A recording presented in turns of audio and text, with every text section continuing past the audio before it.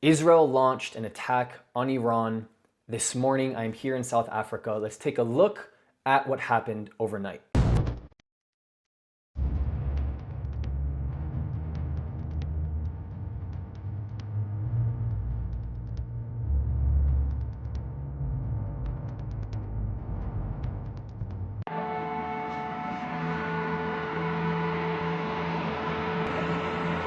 امید نیاوران الان صدای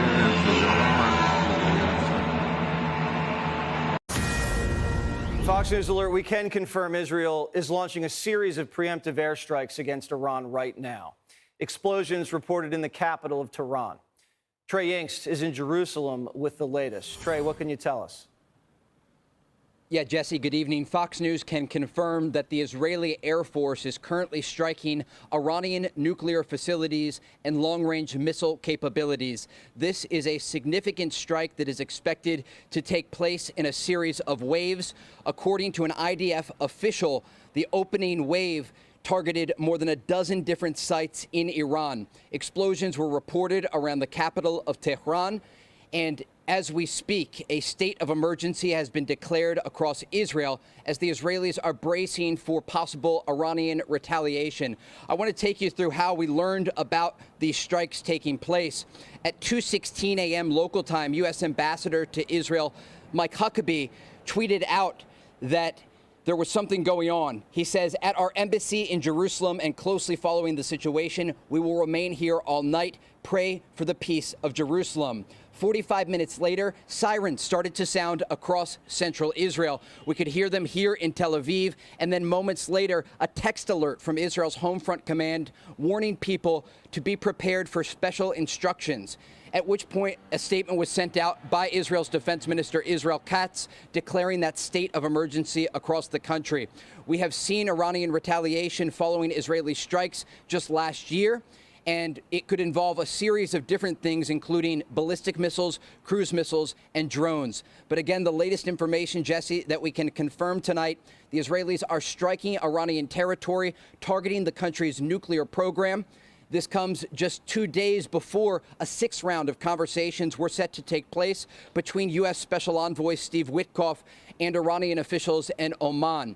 President Trump spoke today about the situation, the tension across the region, saying that he was hoping for a deal and hoping that diplomacy would prevail. He has consistently talked about the diplomatic efforts that have been made by the Trump administration.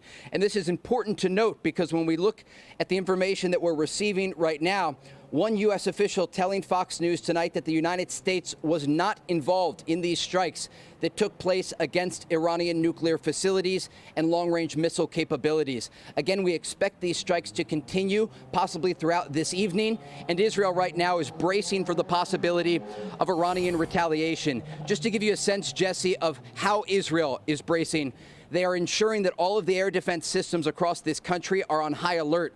When you and I talked earlier in the conflict between Israel and Hamas inside Gaza, we often talked about Israel's Iron Dome missile defense system. Tonight, the alert is for David's Sling and the Arrow system. These are more advanced systems capable of shooting down medium and long-range incoming ballistic missiles.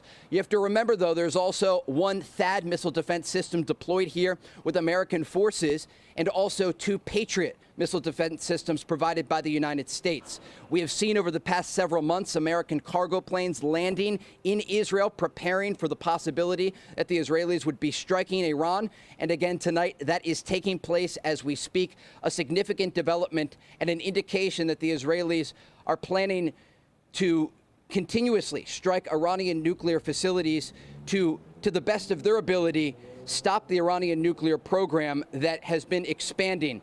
Just one other point before I toss it back to you, Jesse, that's important in the context of today. We learned that the International Atomic Energy Agency passed a resolution earlier today for the first time in 20 years, saying that the Iranians are not living up to their obligations when it comes to their nuclear programs. And by passing this resolution, the Iranians responded then saying that they would start enriching uranium at a third nuclear facility. And you can hear some sirens, and I just want to see if we can get what this alert is. It's in Hebrew, but we'll get the translation for you shortly. Give me 1 second, Jesse. I'm going to toss it back to you, and I'm going to get the translation of this incoming emergency alert. Okay. Trey, thank you so much. Click here to subscribe to the Fox News YouTube page to catch our hottest interviews and most compelling analysis. You won't get it anywhere else. So Israel targeted Iran's nuclear facilities, and on Fox News, they're saying that they're bracing for potential retaliation. This video is slightly late just due to the fact that I'm traveling, and Iran then sent over drones. They were intercepted by Israel's defense systems. Israel declared a state of emergency. The first thing I want to say is, ladies and gentlemen, you shouldn't find any of this a surprise, okay? I've been talking for the extent of this war and the entire duration of what is going on as this game of constant ping pong, going back and forth. And if you go to the Twitter account for Iran, the Ayatollah, the regime, and they said something along the lines of, remember that we didn't start this. Really, who launched what attack on who on October 7th, and who backed that attack? We can keep going back and forth. And I actually think it's funny at this point. It's actually very comedic to see these high up politicians, military leaders play the political game as if us in the general public have no idea what's going on. And if you think that it just ends here, you're mistaken. Let's look at what has happened over the course of the year. I mean, we're just looking into some sources here, that there were multiple explosions reported across Tehran. Something major was unfolding. On one of the other sources, it shows a building getting absolutely leveled, and Nick Sorter on X actually had mentioned the Israeli military had killed Iran's military chief of staff in a targeted strike per Fox, and Netanyahu says Iran enriched enough uranium for 9 atomic bombs. And so, at the end of the day, people, do you understand what Iran would do if they had the ability to wipe Israel off the map? Do you understand what they would do? And you think that Israel and its security and its government and its army can take that risk? You're confused. You're totally confused. This is not how war works. And so right now we have this state of emergency. I have a friend who was supposed to fly back into Israel. Now we can't fly back into Israel because the skies are closed off. And we've seen this happen over and over. And don't be surprised, maybe my weather report is going to be a little bit inaccurate this time. If groups like the Houthis decide to chime in, Hamas, I doubt it because their military capabilities have been almost leveled. Hezbollah, I completely doubt it because they don't want this smoke, bro. Hezbollah doesn't want the smoke, bro. Y'all don't want the smoke. You never want the smoke. Iran doesn't want this smoke. And you just look at Israel killing terrorist after terrorist after terrorist. It is insane what they have been able to do.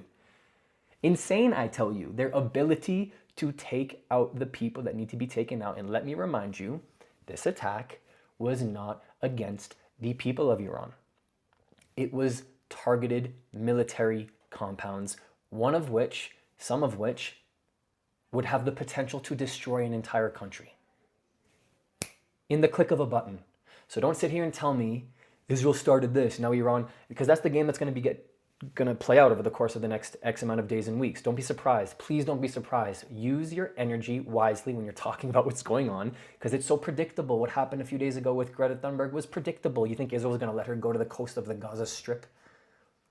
It's a massive security threat. So stay tuned for more news. Let's see what unfolds.